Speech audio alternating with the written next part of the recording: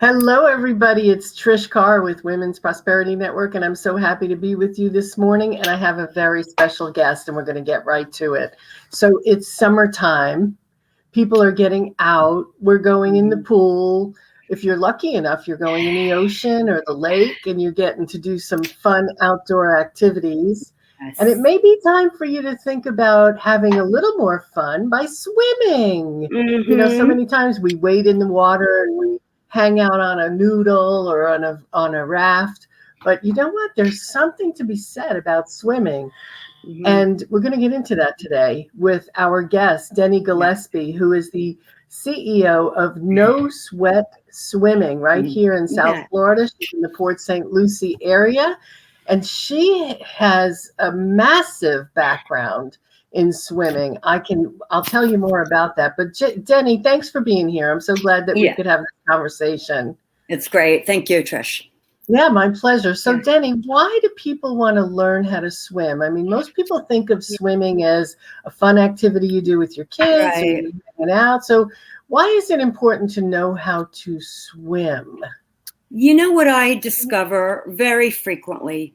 People bring their children for lessons, and somehow I can just detect in them, in the way that they say that they need their kids to be able to swim, I'm realizing they don't know how to swim.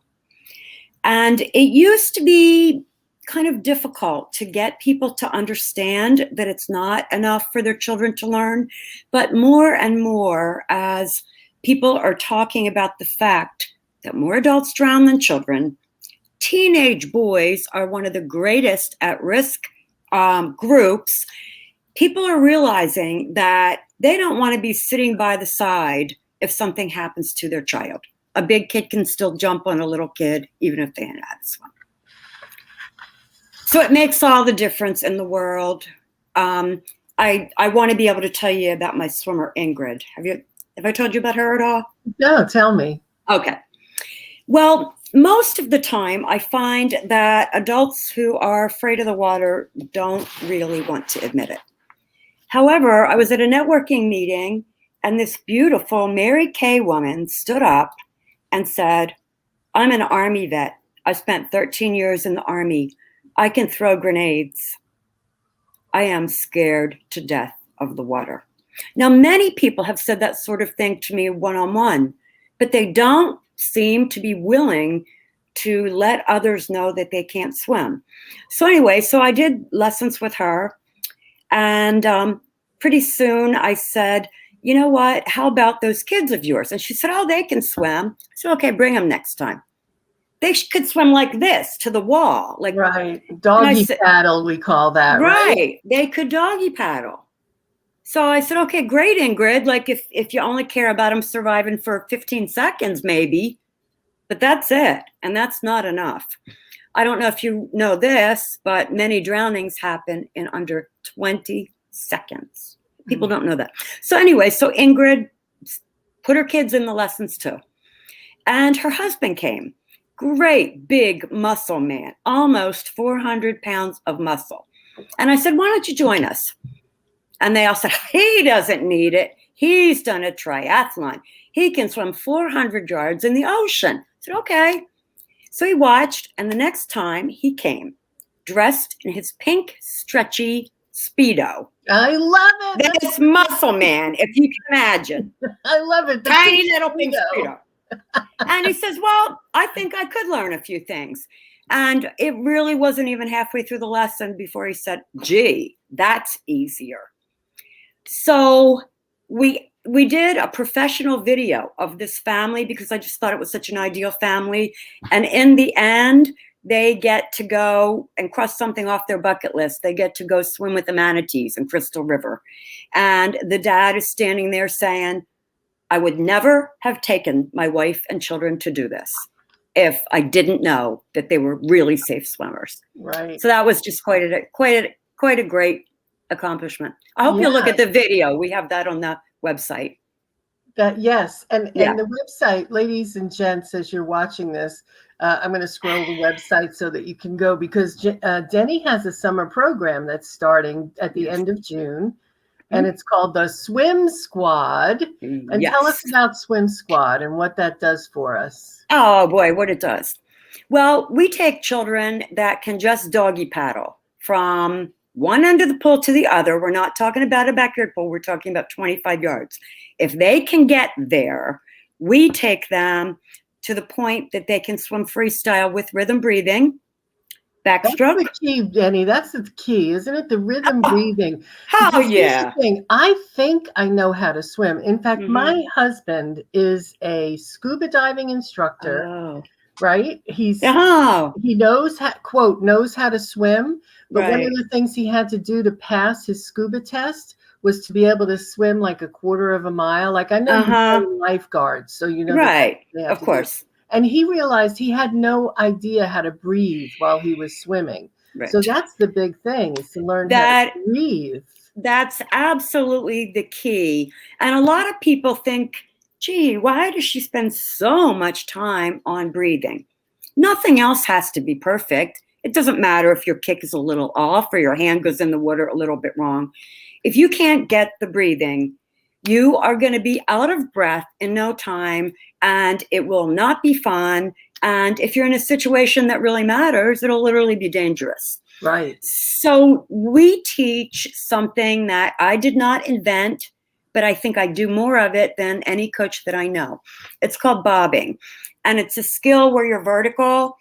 We start with people in shallow water where they are able to stand. And before we even go in the water, I teach them the basic mechanism. I have them put one hand on their chest and the other hand, a finger under their nose to get the feedback of feeling the air.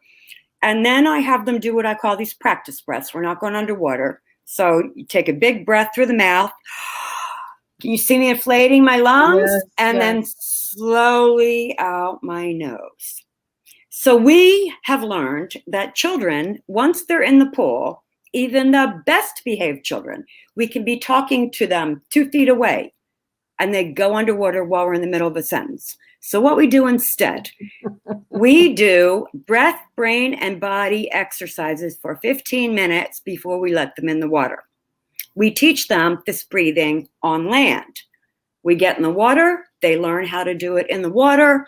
Before you know it, these kids who were just doggy paddling and would have been struggling if they had to last another minute or so are in deep water, 10 feet deep, and they can do 100 bobs, 500 bobs. When you can do 100, you can do 1,000. And it's literally the best possible way to learn the breathing for any stroke. It is the best possible safety skill. Because unlike treading water, like when you're treading water, you're like this and you're holding your body partly out of the water. That's hard work. Yeah. Ask a water polo player. That's what they do to train. We don't want to make it hard when we are trying to be safe. So instead of holding a head that might weigh 15 pounds out of the water, we're just resting our chin in the water and doing these bobs. And once you get the hang of it, you can do it endlessly. That's awesome. So clearly we want our kids to be safe, and we want to be safe as well. And if we have young children, it's really important that we learn how to swim. I was at the beach recently because I live in South Florida, so the beach to me is open all year.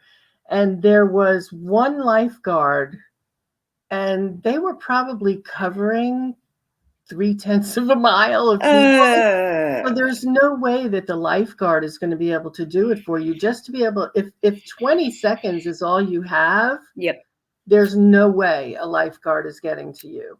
But a parent could. So obviously safety is one of the main reasons to learn how to swim. Yes. What are the other benefits of really being able to? I know my husband was so disappointed he couldn't swim. He actually did his best to try to learn how. And as we were watching the swimming for the Olympics, for example, we were paying attention to what they were doing and how they were doing it. And he was going, nobody learns how to swim like that unless they take lessons. And I know you were trained by a 3-time Olympic swimming coach. Yes, I was. So I know you know how to do the swimming. So what other benefits are there besides the safety? Clearly safety is number one. Yes, it is. It is. After the safety, the next thing is for many, many adults and teenagers, swimming is not going to be their main sport. They might be, we had a wrestler one time who joined the swim team because he had asthma and his wrestling coach wanted him to develop better cardiovascular conditioning.